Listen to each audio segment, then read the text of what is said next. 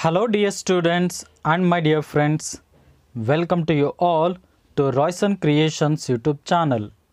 ಆತ್ಮೀಯ ವಿದ್ಯಾರ್ಥಿಗಳೇ, ನಾವು ಈ ವಿಡಿಯೋದಲ್ಲಿ ಪ್ರಥಮ PUCಯ ಇಂಗ್ಲಿಷಿನ ಪ್ರಥಮ ಪಾಠವಾದ ಜೆಂಟಲ್ಮನ್ ಆಫ್ ದ ಜಂಗಲ್ ಈ ಪಾಠವನ್ನು ಸಂಪೂರ್ಣವಾಗಿ ಕಲಿಯೋಣ ಬನ್ನಿ.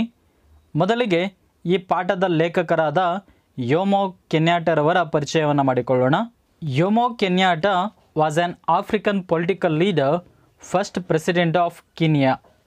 ಯೋಮೋ ಕೆನ್ಯಾಟರವರು 1893ರಿಂದ 1978ರವರೆಗೆ ಜೀವಿಸಿದರು. ಇವರೊಬ್ಬ ಆಫ್ರಿಕಾದ ಒಬ್ಬ ಪೊಲಿಟಿಕಲ್ ಲೀಡರ್ ಆಗಿದ್ದರು ಮತ್ತು ಕೀನ್ಯಾ ದೇಶದ ಪ್ರಥಮ ಪ್ರೆಸಿಡೆಂಟ್ ಇವರಾಗಿದ್ದರು. ಆ ಕಿಕುಯು he was one of the earliest and best known African nationalist leaders. ಇವರು ಕಿಕುಯು ಸಮುದಾಯಕ್ಕೆ ಸೇರಿದಂತಹ ಒಬ್ಬ ವ್ಯಕ್ತಿಯಾಗಿದ್ದರು ಮತ್ತು ಆಫ್ರಿಕಾದ ಒಬ್ಬ ರಾಷ್ಟ್ರೀಯವಾದಿ ನಾಯಕರಲ್ಲಿ ಇವರು ಪ್ರಸಿದ್ಧಿಯನ್ನು ಪಡ್ಕೊಂಡಿದ್ದಾರೆ. As secretary of his tribal association he campaigned for land reform and African political rights. Kikuyu ಬುಡಕಟ್ಟು ಸಂಘದ ಕಾರ್ಯದರ್ಶಿಯಾಗಿದ್ದ ಇವರು ಭೂ ಸುಧಾರಣೆ ಮತ್ತು ಆಫ್ರಿಕಾದ ರಾಜಕೀಯ ಹಕ್ಕುಗಳಿಗೋಸ್ಕರ ಚಳುವಳಿಗಳನ್ನು ಮುನ್ನಡೆಸಿದ್ದರು. ಇವರು ಬರೆದಿರುವಂತಹ ಜೆಂಟಲ್ಮನ್ ಆಫ್ ದ ಜಂಗಲ್ ಎಂಬ ಪಾಠವನ್ನು ಇಲ್ಲಿ ವಿದ್ಯಾರ್ಥಿಗಳೇ ನಿಮಗೆ ಕೊಟ್ಟಿದ್ದಾರೆ. ಇದರ ಹಿನ್ನೆಲೆಯನ್ನು ಮೊದಲಿಗೆ ನಾವು ತಿಳಿದುಕೊಳ್ಳೋಣ. ಇದನ್ನು ನಿಮ್ಮ ಟೆಕ್ಸ್ಟ್ ಬುಕ್ನಲ್ಲಿ ಕೊಟ್ಟಿದ್ದಾರೆ, ಅದನ್ನು ನಾವು ನೋಡೋಣ. In the late 19th century, the chief European powers divided Africa among themselves. 19ನೇ ಶತಮಾನದ ಅಂಚಿನಲ್ಲಿ ಯುರೋಪಿಯನ್ ಪ್ರಮುಖವಾದ ರಾಷ್ಟ್ರಗಳು ಆಫ್ರಿಕಾ ಖಂಡವನ್ನು ಅವರವರಲ್ಲೇ ಹಂಚಿಕೊಳ್ತಾರೆ. They could do this because European arms were superior and because the African chiefs did not understand the meaning of the treaties they were asked to sign. ಇಲ್ಲಿ treaties ಅಂತ ಹೇಳಿದ್ರೆ ಒಪ್ಪಂದಗಳು. ಈ ಆಫ್ರಿಕಾ ಖಂಡವನ್ನು ಯುರೋಪಿಯನ್ ರಾಷ್ಟ್ರಗಳು ವಶಪಡಿಸಿಕೊಂಡು ಅವುಗಳನ್ನು ತಮ್ಮಲ್ಲೇ ಡಿವೈಡ್ ಮಾಡ್ಕೊಳ್ತವೆ. ಏಕೆಂದರೆ ಯುರೋಪಿಯನ್ ರಾಷ್ಟ್ರಗಳ ಶಸ್ತ್ರಾಸ್ತ್ರಗಳು ತುಂಬ ಸುಪೀರಿಯರ್ ಆಗಿದ್ದವು, ಅತ್ಯುತ್ತಮವಾಗಿದ್ದವು. ಆಫ್ರಿಕಾ ಖಂಡದ ದೇಶಗಳ ಮುಖ್ಯಸ್ಥರು ಎಷ್ಟೊಂದು ಮುಗ್ಧರಾಗಿದ್ದರು ಅಂದರೆ ಅವರು ತಾವು ಸೈನ್ ಮಾಡ್ತಾ ಇದ್ದ ಒಪ್ಪಂದದಲ್ಲಿ ಏನಿದೆ ಅಂತ ಅರಿವು ಕೂಡ ಅವರಿಗೆ ಇರಲಿಲ್ಲ. As a result Africans lost the lands they had traditionally lived on and cultivated. ಈ ಒಪ್ಪಂದಗಳ ಮೂಲಕ ಆಫ್ರಿಕನರು ತಾವು ತಲತಲಾಂತರಗಳಿಂದಲೂ ಉಳುಮೆ ಮಾಡುತ್ತಿದ್ದಂಥ ಭೂಮಿಯನ್ನು ಕಳೆದುಕೊಳ್ಳುತ್ತಾರೆ. Their attitude towards European expansion is made clear in the following fable which reflects the attitude of the Kikuyu people of Kenya towards European laws and commissions. ಯುರೋಪಿಯನ್ನರ ಸಾಮ್ರಾಜ್ಯದ ವಿಸ್ತರಣೆಯ ಬಗ್ಗೆ ಮತ್ತು ಯುರೋಪಿನ ಕಾನೂನುಗಳು ಮತ್ತು ಸಮಿತಿಗಳ ಬಗ್ಗೆ ಕಿಕುಯು ಸಮಾಜದವರು ಯಾವ ರೀತಿಯ ಭಾವನೆಯನ್ನು ಹೊಂದಿದ್ದರು ಎಂಬುದನ್ನು ಈ ಪಾಠದಲ್ಲಿ ನಾವು ನೋಡ್ಬೋದು. ಇದು ಒಂದು ಕಥೆಯಾಗಿದ್ದರೂ ಕೂಡ ಇದರಲ್ಲಿ ಆಫ್ರಿಕನ್ನರು ಯುರೋಪಿಯನ್ನರ ಬಗ್ಗೆ ಯಾವ ರೀತಿಯ ಭಾವನೆಯನ್ನು ಹೊಂದಿದ್ದರು ಎಂಬುದನ್ನು ಯೋಮೋ ಕೆನ್ಯಾಟ ಅವರು ನಮಗೆ ಸ್ಪಷ್ಟವಾಗಿ ತಿಳಿಸ್ಕೊಡ್ತಾ ಇದ್ದಾರೆ. ಈ ಪಾಠದ ಹೆಡ್ಡಿಂಗನ್ನು ನಾವು ಗಮನಿಸೋದಾದರೆ ಜೆಂಟಲ್ಮನ್ ಆಫ್ ದ ಜಂಗಲ್. ಇಲ್ಲಿ ಜಂಗಲ್ ಅಂತ ಹೇಳಿದ್ರೆ ಇಡೀ ಆಫ್ರಿಕಾ ಖಂಡವನ್ನು ಕಗ್ಗತ್ತಲೆಯ ಖಂಡ ಅಂತ ಏನು ಕರಿತಾ ಇದ್ರು, ಇದನ್ನು ಜಂಗಲ್ ಅಂತೇಳಿ ಲೇಖಕರು ಕರೆದಿದ್ದಾರೆ. ಇದರಲ್ಲಿರುವಂಥ ಜೆಂಟಲ್ಮೆನ್ ಅಂತ ಹೇಳಿದ್ರೆ ಸಭ್ಯಸ್ಥರು. ಇಲ್ಲಿ ಸಭ್ಯಸ್ಥರು ಅಂತೇಳಿ ಯುರೋಪಿಯನ್ನರನ್ನು ವ್ಯಂಗ್ಯವಾಗಿ ಲೇಖಕರು ಕರೀತಾ ಇದ್ದಾರೆ. ಆ ಜೆಂಟಲ್ಮನ್ಗಳನ್ನು ಈ ಲೇಖಕರು ಕಾಡು ಪ್ರಾಣಿಗಳಿಗೆ ಹೋಲಿಕೆಯನ್ನು ಮಾಡಿದ್ದಾರೆ. ಬನ್ನಿ ವಿದ್ಯಾರ್ಥಿಗಳೇ, ಪಾಠಕ್ಕೆ ಹೋಗೋಣ. Once upon a time an elephant made a friendship with the man. ಈ ಪಾಠದಲ್ಲಿ ಮ್ಯಾನ್ ಎಂಬುದನ್ನು ಆಫ್ರಿಕನ್ನರಿಗೆ ಲೇಖಕರು ಹೋಲಿಕೆಯನ್ನು ಮಾಡಿದ್ದಾರೆ. Once upon a time an elephant made a friendship with the man. ಒಂದಾನೊಂದು ಕಾಲದಲ್ಲಿ ಒಂದು ಆನೆಯು ಒಬ್ಬ ಮನುಷ್ಯನೊಂದಿಗೆ ಸ್ನೇಹವನ್ನು ಮಾಡುತ್ತೆ. One day a heavy thunderstorm broke out. The elephant went to his friend who had a little hut at the edge of the forest and said to him. ಇಲ್ಲಿ thunder storm ಅಂತ ಹೇಳಿದ್ರೆ ಆಲಿಕಲ್ಲು ಮಳೆ. ಒಂದು ಸಲ ತುಂಬ ಜೋರಾದ ಅಥವಾ ಆಲಿಕಲ್ಲಿನ ಮಳೆ ಬೀಳುತ್ತೆ. ಆಗ ಆನೆ ಅವನ ಫ್ರೆಂಡ್ ಆದಂತಹ ಮನುಷ್ಯನ ಹತ್ರ ಹೋಗಿ ಅವನಿಗೆ ಈ ರೀತಿ ಹೇಳುತ್ತೆ, my dear good man, will you please let me put my trunk inside your hut to keep it out of this torrential rain. ಇಲ್ಲಿ ಟೊರೆನ್ಷಿಯಲ್ ಅಂತ ಹೇಳಿದ್ರೆ ಧಾರಾಕಾರ. ಆ ಆನೆ ಮನುಷ್ಯನ ಹತ್ರ ಬಂದು ಕೇಳುತ್ತೆ, ಮನುಷ್ಯನೇ ದಯವಿಟ್ಟು ನನ್ನ ಟ್ರಂಕ್, ಇಲ್ಲಿ ಟ್ರಂಕ್ ಅಂತ ಹೇಳಿದ್ರೆ ಆನೆಯ ಸೊಂಡಿಲು, ನನ್ನ ಸೊಂಡಿಲನ್ನು ನಿನ್ನ ಗುಡಿಸಲಿನಲ್ಲಿ ಇಡೋದಕ್ಕೆ ನನಗೆ ಸ್ಥಳವನ್ನು ಕೊಡ್ತೀಯಾ? ಇಲ್ಲಿ ತುಂಬ ಧಾರಾಕಾರವಾಗಿ ಮಳೆ ಸುರಿತಾ ಇದೆ ಅಂತೇಳಿ ಪ್ರಶ್ನೆಯನ್ನು ಮಾಡುತ್ತೆ. The man seeing what situation his friend was in replied. ಆ ಮನುಷ್ಯ ಆನೆಯ ಸ್ಥಿತಿಯನ್ನು ಗಮನಿಸಿ ಆನೆಗೆ ಈ ರೀತಿ ಹೇಳ್ತಾನೆ, ಮೈ dear good elephant, my hut is very small but there is room for your trunk and myself. Please put your trunk in gently. ಆ ಮನುಷ್ಯ ಆನೆಗೆ ಹೇಳ್ತಾನೆ, ಆನೆಯೇ, ನನ್ನ ಗುಡಿಸಲು ಭಾಳಷ್ಟು ಚಿಕ್ಕದಾಗಿದೆ, ಆದರೆ ನಿನ್ನ ಸೊಂಡಿಲನ್ನು ಇಲ್ಲಿ ಇಡೋದಕ್ಕೆ ಮತ್ತು ನಾನಿಲ್ಲಿ ಮಲಗಿಕೊಳ್ಳೋದಕ್ಕೆ ಬೇಕಾದಷ್ಟು ಸ್ಥಳ ಇದೆ. ಆದ್ದರಿಂದ ನೀನು ನಿನ್ನ ಸೊಂಡಿಲನ್ನು ಇಲ್ಲಿ ನಿಧಾನವಾಗಿ ಇಡಬಹುದು ಅಂತೇಳಿ ಮನುಷ್ಯ ಹೇಳ್ತಾನೆ. The elephant thanked his friend saying, you have done me a good deed and one day I shall return your kindness. ಆಗ ಆ ಆನೆ ಮನುಷ್ಯನಿಗೆ ಧನ್ಯವಾದವನ್ನು ತಿಳಿಸಿ ಈ ರೀತಿ ಹೇಳುತ್ತೆ, ನೀನು ನನಗೆ ತುಂಬ ಒಳ್ಳೆಯ ಕೆಲಸವನ್ನು ಮಾಡಿದ್ಯಾ ಮತ್ತು ನಾನು ನಿನಗೆ ನಿನ್ನ ದಯೆಗೆ ಅನುಗುಣವಾಗಿ ನಿನಗೆ ಮತ್ತೆ ಯಾವತ್ತಾದರೂ ಸಹಾಯವನ್ನು ಮಾಡ್ತೀನಿ ಅಂತೇಳಿ ಹೇಳುತ್ತೆ. But what followed? As soon as the elephant put his trunk inside the hut, slowly he ಪುಸ್ಟ್ his head inside and finally flung the man out in the rain and then lay down comfortably inside his friend's hut saying.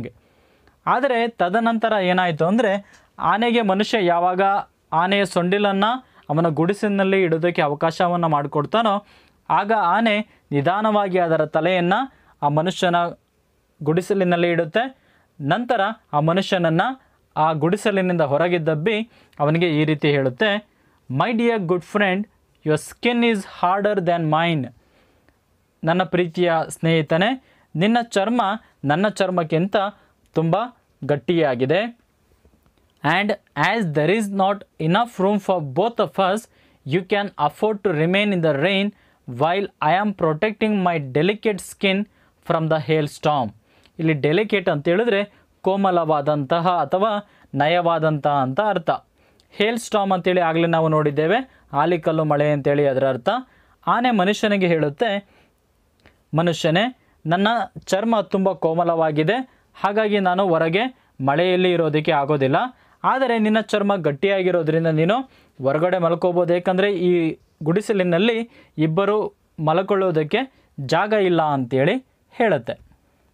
The man seeing what his friend had done to him started to grumble. The animals in the nearby forest heard the noise and came to see what was the matter. ಇಲ್ಲಿ grumble ಅಂತ ಹೇಳಿದ್ರೆ ಗುಣಗುಟ್ಟುವುದು. ಯಾವಾಗ ಆನೆ ಆ ಮನುಷ್ಯನನ್ನು ಗುಡಿಸಲಿನಿಂದ, ಅದು ಅವನ ಗುಡಿಸಲು, ಆ ಗುಡಿಸಲಿನಿಂದ ಹೊರಗೆ ದಬ್ಬುತ್ತೋ ಆಗ ಅವನು ಜೋರಾಗಿ ಗುಣಗುಟ್ಟೋದಕ್ಕೆ ಆರಂಭಿಸ್ತಾನೆ. ಮತ್ತು ಹತ್ತಿರದಲ್ಲಿ ಅರಣ್ಯ ಇತ್ತಲ್ವ, ಆ ಅರಣ್ಯದಿಂದ ತುಂಬ ಪ್ರಾಣಿಗಳು ಈ ಸದ್ದನ್ನು ಕೇಳಿ ಏನು ವಿಷಯ ಅಂತೇಳಿ ನೋಡೋದಕ್ಕೆ ಬರ್ತವೆ. All stood around listening to the heated argument between the man and his friend the elephant. ಆ ಎಲ್ಲ ಪ್ರಾಣಿಗಳು ಕೂಡ ಆನೆ ಮತ್ತು ಮನುಷ್ಯನ ನಡುವೆ ನಡೆಯುತ್ತಿದ್ದಂತಹ ವಾದವನ್ನು ಕೇಳ್ತಾ ನಿಂತ್ಕೊಳ್ತವೆ. ಇನ್ ದಿಸ್ ಟರ್ಮಾಯಿಲ್, ಇಲ್ಲಿ ಟರ್ಮಾಯಿಲ್ ಅಂತ ಹೇಳಿದ್ರೆ ಗದ್ದಲ. The lion came along roaring. ಈ ಗದ್ದಲದ ಮಧ್ಯೆ ಕಾಡಿನ ರಾಜನಾದಂಥ ಸಿಂಹ ಗರ್ಜನೆ ಮಾಡುತ್ತಾ ಬರುತ್ತೆ. And said in a loud voice, ಮತ್ತು ಜೋರಾಗಿ ಅದು ಹೇಳುತ್ತೆ, don't you all know that I am the king of the jungle, how dare anyone disturb the peace of my kingdom. ಈ ಕಾಡಿನ ರಾಜ ನಾನು ಅಂತ ನಿಮಗೆ ಗೊತ್ತಿಲ್ವಾ? ನನ್ನ ಸಾಮ್ರಾಜ್ಯದ ಶಾಂತಿಯನ್ನು ಹಾಳು ಮಾಡೋದಕ್ಕೆ ನಿಮಗೆಷ್ಟು ಧೈರ್ಯ ಅಂತೇಳಿ ಸಿಂಹ ಪ್ರಶ್ನೆಯನ್ನು ಮಾಡುತ್ತೆ. On hearing this, the elephant, who was one of the high ministers in the jungle Kingdom, replied in a soothing voice and said. ಸಿಂಹದ ಗರ್ಜನೆಯನ್ನು ಕೇಳಿದಂತಹ ಮತ್ತು ಆ ಅರಣ್ಯದ ಸಾಮ್ರಾಜ್ಯದ ಒಬ್ಬ ಮಿನಿಸ್ಟರ್ ಆಗಿದ್ದಂತಹ ಆನೆ ಭಾಳ ಹಿತವಾದ, ಇಲ್ಲಿ ಸೂದಿಂಗ್ ಅಂತ ಹೇಳಿದ್ರೆ ಹಿತವಾದ ಧ್ವನಿಯಲ್ಲಿ ಆ ಸಿಂಹಕ್ಕೆ ಹೇಳುತ್ತೆ, my lord, there is no disturbance of the peace in your kingdom. ಮಹಾರಾಜರೇ, ನಿಮ್ಮ ಸಾಮ್ರಾಜ್ಯದಲ್ಲಿ ಶಾಂತಿಗೆ ಯಾವುದೇ ಭಂಗವಾಗಿಲ್ಲ. I have only been having a little discussion with my friend here as to the possession of this little hut which your lordship sees me occupying. ಇಲ್ಲಿ occupying ಅಂತ ಹೇಳಿದ್ರೆ ವಾಸಿಸುತ್ತಿರುವಂತಹ. ಆನೆ ಕಾಡಿನ ರಾಜನಾದ ಸಿಂಹನಿಗೆ ಈ ರೀತಿ ಹೇಳುತ್ತೆ, ನಾನು ಕೇವಲ ನನ್ನ ಸ್ನೇಹಿತನ ಜೊತೆ ಒಂದು ಡಿಸ್ಕಷನನ್ನು ಮಾಡ್ತಾ ಇದ್ದೀನಿ, ಅದು ಕೂಡ ನಾನು ವಾಸ ಮಾಡುತ್ತಿರುವಂತಹ ಈ ಸಣ್ಣ ಗುಡಿಸಲಿನ ಬಗ್ಗೆ, ಇದು ಯಾರಿಗೆ ಸೇರಬೇಕು ಅಂತೇಳಿ ನಾವು ವಾದವನ್ನು ಮಾಡ್ತಾ ಇದ್ದೀವಿ ಅಂತೇಳಿ ಆನೆ ಹೇಳುತ್ತೆ. The lion who wanted to have peace and tranquillity in is kingdom. ಇಲ್ಲಿ ಟ್ರ್ಯಾಂಕ್ವಿಲಿಟಿ ಅಂತ ಹೇಳಿದ್ರೆ ಶಾಂತಿ ಅಥವಾ ಸಮಾಧಾನ. ಸಿಂಹಕ್ಕೆ ತನ್ನ ಸಾಮ್ರಾಜ್ಯದಲ್ಲಿ ಶಾಂತಿ ಸಮಾಧಾನ ಬೇಕಾಗಿರುತ್ತೆ. Replied in a noble voice saying, ಅದು ಈ ರೀತಿ ಹೇಳುತ್ತೆ, I command my ministers to appoint a commission of enquiry to go thoroughly into this matter and report accordingly. ಅದು ಈ ರೀತಿ ಆಜ್ಞೆಯನ್ನು ಹೊರಡಿಸುತ್ತೆ, ಒಂದು ಕಮಿಷನ್ ಅಥವಾ ಸಮಿತಿಯನ್ನು ಮಾಡಿ ಈ ವಿಷಯವನ್ನು, ಅಂದರೆ ಆ ಗುಡಿಸಲು ಆನೆಗೆ ಸೇರಬೇಕಾ ಅಥವಾ ಆ ಮನುಷ್ಯನಿಗೆ ಸೇರಬೇಕಾ ಅಂತೇಳಿ ಒಂದು ಸಂಪೂರ್ಣವಾದಂಥ ಎನ್ಕ್ವೈರಿಯನ್ನು ಮಾಡಿ ಅದರ ಪ್ರಕಾರ ರಿಪೋರ್ಟನ್ನು ಕೊಡಬೇಕು ಅಂತೇಳಿ ಒಂದು ಕಮಿಷನನ್ನು ಸಿಂಹ ನೇಮಕ ಮಾಡುತ್ತೆ. ಅದರಲ್ಲಿ ಆ ಸಾಮ್ರಾಜ್ಯದ ತುಂಬ ಮಿನಿಸ್ಟರ್ಸ್ ಕೂಡ ಸೇರ್ಕೊಂಡಿರ್ತಾರೆ. He then turn to the man and said, ನಂತರ ಆ ಸಿಂಹ ಮನುಷ್ಯನ ಕಡೆ ತಿರುಗಿ ಈ ರೀತಿ ಹೇಳುತ್ತೆ, you have done well by establishing friendship with my people, especially with the elephant who is one of my honorable ministers of state. Do not grumble anymore. Your hut is not lost to you. ಸಿಂಹ ಆ ಮನುಷ್ಯನಿಗೆ ಹೇಳುತ್ತೆ, ನೀನು ನನ್ನ minister ಆಗಿರುವಂತಹ ಆನೆಯ ಜೊತೆ ಸ್ನೇಹವನ್ನು ಮಾಡಿಕೊಂಡು ಭಾಳಷ್ಟು ಒಳ್ಳೆಯ ಕೆಲಸವನ್ನು ಮಾಡಿದ್ಯಾ, ನೀನು ಇನ್ನು ಮುಂದೆ ಗುಣಗುಟ್ಟಬೇಡ, ನೀನು ನಿನ್ನ ಗುಡಿಸಲನ್ನೇನು ಕಳ್ಕೊಂಡಿಲ್ಲ. Wait until the sitting of my imperial commission and there you will be given plenty of opportunity to state your case.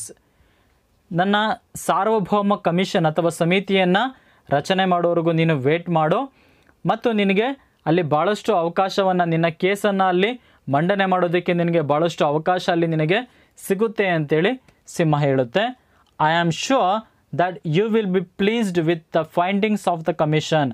ಮತ್ತು ನಿನಗೆ ತುಂಬ ಖುಷಿಯಾಗುತ್ತೆ ಆ ಸಮಿತಿಯನ್ನು ರಚನೆ ಮಾಡಿ, ಆ ಸಮಿತಿ ಏನು ತೀರ್ಮಾನವನ್ನು ಕೈಗೊಳ್ಳುತ್ತೆ ಅನ್ನೋದನ್ನು ನೀನು ನೋಡಿದಾಗ ನಿನಗೆ ತುಂಬ ಖುಷಿಯಾಗುತ್ತೆ ಅಂತೇಳಿ ಸಿಂಹ ಆ ಮನುಷ್ಯನಿಗೆ ಹೇಳುತ್ತೆ.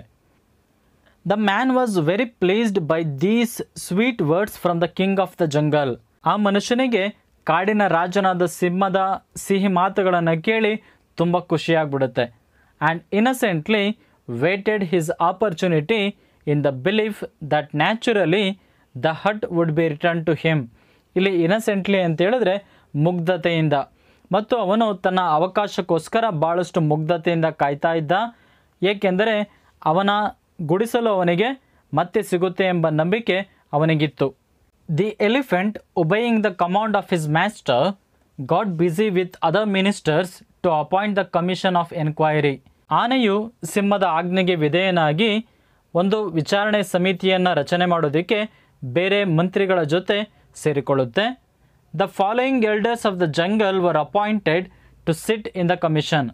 ಈ ಕೆಳಕಂಡಂತಹ ಮುಖ್ಯಸ್ಥರು ಆ ಸಮಿತಿಯಲ್ಲಿ ನೇಮಕಗೊಳ್ತಾರೆ. ಅವರು ಯಾರು ಅಂತೇಳಿ ನೋಡೋಣ. First one Mister Rhinoceros, second one Mister Buffalo, third one Mister Alligator, fourth one the retired honourable Mister Fox to act as chairman, and fifth one Mister Leopard to act as secretary to the commission. ಆ ಸಮಿತಿಯಲ್ಲಿ ಒಂದು rhinoceros ಅಥವಾ ಗೆಂಡಮೃಗ ಇರುತ್ತೆ, mister buffalo ಒಂದು ಕಾಡೆಮ್ಮೆ ಇರುತ್ತೆ, mister alligator ಒಂದು ಮೊಸಳೆ ಇರುತ್ತೆ, ಮತ್ತು ರಿಟೈರ್ಡ್ ಆನರಬಲ್ ಮಿಸ್ಟರ್ ಫಾಕ್ಸ್ ಮತ್ತು ನರಿಯು ಆ ಸಮಿತಿಯ ಅಧ್ಯಕ್ಷನಾಗಿರುತ್ತೆ, ಮತ್ತು ಚಿರತೆಯು ಆ ಸಮಿತಿಯ ಸೆಕ್ರೆಟರಿ ಅಥವಾ ಕಾರ್ಯದರ್ಶಿಯಾಗಿ ಕೆಲಸವನ್ನು ನಿರ್ವಹಿಸುತ್ತೆ. ಆನ್ ಸೀಯಿಂಗ್ ದ ಪರ್ಸೋನೆಲ್, ಇಲ್ಲಿ ಪರ್ಸೋನೆಲ್ ಅಂತ ಹೇಳಿದ್ರೆ ಸಿಬ್ಬಂದಿ, the man protested and asked if it was not necessary to include in this commission a member from his side. ಆ ಸಮಿತಿಯಲ್ಲಿದ್ದಂಥ ಸಿಬ್ಬಂದಿಗಳನ್ನು ಗಮನಿಸಿದ ಮನುಷ್ಯನು ಇದನ್ನು ವಿರೋಧಿಸ್ತಾನೆ ಮತ್ತು ತನ್ನ ಕಡೆಯಿಂದ ಒಬ್ಬ ಸಿಬ್ಬಂದಿಯನ್ನು ನೇಮಕ ಮಾಡಬೇಕು ಅಂತೇಳಿ ಕೇಳ್ಕೊಳ್ತಾನೆ. But he was told that it was impossible since no one from his side was well enough educated to understand the intricacy of jungle law. ಆದರೆ ಅವನ ಮನವಿಯನ್ನು ಅಲ್ಲಿ ತಿರಸ್ಕರಿಸ್ತಾರೆ. ಏಕೆ ಅಂತ ಹೇಳಿದ್ರೆ ಅವ್ರು ಹೇಳ್ತಾರೆ ದಟ್ ಇಟ್ ವಾಸ್ ಇಂಪಾಸಿಬಲ್, ಇದು ಅಸಾಧ್ಯ ಅಂತ. ಏಕೆಂದರೆ ಅರಣ್ಯದ ಕಾನೂನಿನ ಜಟಿಲತೆಯನ್ನು ಅರ್ಥ ಮಾಡಿಕೊಳ್ಳುವಂತಹ ಶಿಕ್ಷಿತರು ಮನುಷ್ಯ ಸಮುದಾಯದಲ್ಲಿ ಯಾರೂ ಕೂಡ ಇಲ್ಲ ಅಂತೇಳಿ ಆ ಸಮಿತಿ ಹೇಳುತ್ತೆ. ಇಲ್ಲಿ ಇಂಟ್ರಿಕೆಸಿ ಅಂತ ಹೇಳಿದ್ರೆ ಜಟಿಲತೆ. Further that there was nothing to fear for the members of the commission were all men of repute for the impartiality in justice. ಇಲ್ಲಿ ಇಂಪಾರ್ಶಿಯಾಲಿಟಿ ಅಂತ ಹೇಳಿದ್ರೆ ನಿಷ್ಪಕ್ಷಪಾತತನ. ಮತ್ತು ಅವರು ಹೇಳ್ತಾರೆ ಆ ಸಮಿತಿಯಲ್ಲಿದ್ದಂಥ ಎಲ್ಲ ಮೆಂಬರ್ಸ್ ಕೂಡ ಭಾಳಷ್ಟು ಒಳ್ಳೆಯವರು ಮತ್ತು ಅವರೆಲ್ಲರೂ ನಿಷ್ಪಕ್ಷಪಾತವಾಗಿ ನ್ಯಾಯವನ್ನು ಕೊಡುವಂಥ ವ್ಯಕ್ತಿಗಳಾಗಿದ್ದಾರೆ. And as they were gentlemen chosen by God to look after the interest of race. ಮತ್ತು ಅವರೆಲ್ಲರೂ ಎಲ್ಲ ಜನಾಂಗಗಳ ಆಸಕ್ತಿಯನ್ನು ನೋಡಿಕೊಳ್ಳಲು ದೇವರಿಂದಲೇ ಆಯ್ಕೆ ಮಾಡಿಕೊಂಡಿರುವಂತಹ ಜನರಾಗಿದ್ದಾರೆ. Less adequately endowed with teeth and claws. ಇಲ್ಲಿ ಅಡಿಕ್ವೆಟ್ಲಿ ಅಂತ ಹೇಳಿದ್ರೆ ಸಮರ್ಪಕವಾಗಿ, ಎಂಡೋಡ್ ಅಂತ ಹೇಳಿದ್ರೆ ಹೊಂದಿರುವುದು. ದೇವರು ಅವರಿಗೆ ಹಲ್ಲು ಮತ್ತು ಪಂಜುಗಳನ್ನು ಸಮರ್ಪಕವಾಗಿ ನೀಡಿದ್ದಾರೆ. He might rest assured that they would investigate ಅಂತ ಹೇಳಿದ್ರೆ ವಿಚಾರಣೆಯನ್ನು ಮಾಡುವುದು. The matter with the greatest care and report impartially. ಮತ್ತು ಅವರೆಲ್ಲರೂ ಭಾಳಷ್ಟು ಜಾಗರೂಕತೆಯಿಂದ ವಿಚಾರಣೆಯನ್ನು ಮಾಡ್ತಾರೆ ಮತ್ತು ನಿಷ್ಪಕ್ಷಪಾತತನದಿಂದ ವರದಿಯನ್ನು ನೀಡ್ತಾರೆ ಅಂತೇಳಿ ಆ ಮನುಷ್ಯನಿಗೆ ಭರವಸೆಯನ್ನು ಕೊಡ್ತಾರೆ. ಆತ್ಮೀಯ ವಿದ್ಯಾರ್ಥಿಗಳೇ, ಅರಣ್ಯದ ಆ ಸಮಿತಿ ಯಾವ ರೀತಿ ವಿಚಾರಣೆಯನ್ನು ಮಾಡ್ತು ಮತ್ತು ಏನು ತೀರ್ಪನ್ನು ನೀಡಿತು ಅಂತೇಳಿ ನಾವು ನಮ್ಮ ಮುಂದಿನ ವಿಡಿಯೋದಲ್ಲಿ ನೋಡೋಣ. ಈ ವಿಡಿಯೋ ನಿಮಗೆ ಇಷ್ಟವಾಗಿದ್ದರೆ ದಯವಿಟ್ಟು ಲೈಕ್ ಮಾಡಿ, ಶೇರ್ ಮಾಡಿ ಮತ್ತು ಇನ್ನೂ ಹೆಚ್ಚಿನ ವಿಡಿಯೋಗಳಿಗಾಗಿ ನಮ್ಮ ಯೂಟ್ಯೂಬ್ ಚಾನಲನ್ನು ಸಬ್ಸ್ಕ್ರೈಬ್ ಮಾಡಿ ಅಂತೇಳಿ ನಾನು ನಿಮ್ಮಲ್ಲಿ ಕೇಳ್ಕೊಳ್ತಾ ಇದ್ದೇನೆ. Thank you dear students for watching this video.